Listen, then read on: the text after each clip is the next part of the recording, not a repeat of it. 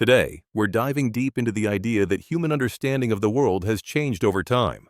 In the past, historical records were shaped by the limited knowledge of those times, right? It's fascinating how things evolve. Absolutely.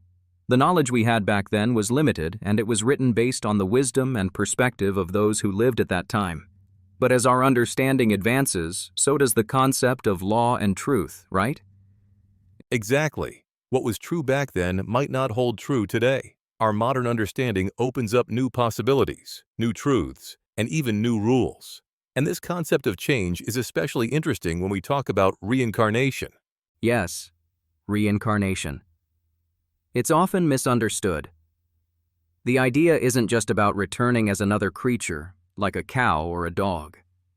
It's about the soul's journey, evolving and contributing to the advancement of society, and returning in a way that impacts the world for the better. So when we live our lives, our actions, our efforts in this world, they shape the future. In a way, our progress leads to the world evolving, and then, eventually, we come back to continue that evolution. Right. And this cycle isn't about coming back as an animal or some lower form of life. It's about the human soul advancing and coming back with the potential to further contribute to society. Humans, because of their unique energy, are destined for this path, unlike animals. And this is where the energy comes in, right? You mentioned the specific energies that humans possess. Six points of energy, gateways for these energies to flow in. When these align correctly, the energy manifests, and that's how the human soul evolves. Yes, this is why the human form is special. It's not about being an animal, not even a divine being. It's about being in this middle life between the two.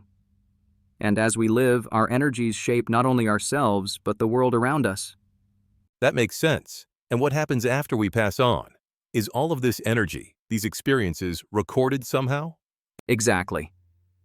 When we pass, all our actions and experiences are stored within the energy that we've created, almost like a wave pattern. And when the soul returns, these energies guide it, helping the world continue its evolution. So reincarnation isn't random. It's not about coming back as a dog or a fish. It's about returning to continue contributing to the world in the form that helps progress society. Right. And that's why we must understand reincarnation correctly. The stories of being reborn as an animal or a tree came from a time when people didn't understand the deeper implications of this energy flow. They used metaphors, but those metaphors became misunderstood as literal truths. And those misunderstandings spread across cultures, even becoming part of religion and folklore. But now, with greater knowledge, we can see that it's not about becoming an animal, but about the soul's purpose and contribution to society's evolution. Exactly. We must stop looking at reincarnation through a simplistic lens. It's about understanding the deeper meaning, the role each individual plays in the ongoing development of the world. And the ultimate goal isn't to just live, but to live in a way that benefits others, right? So when we talk about this cycle, it's not just about us. It's about leaving a legacy that helps the world progress. Yes. And as we move forward, especially in the age we live in now, it's important to remember that our actions, our choices, will shape not just our lives, but the world we leave behind. And as we evolve, we might reach a point where we no longer need to reincarnate. We might have reached a level where we've done everything we needed to do, and we can leave this world behind with no need to return. That's the key takeaway. Our journey is about living with purpose, with consciousness of how our actions affect the greater good. It's not about following any specific religion or belief system, but about living correctly and fulfilling our roles as conscious beings.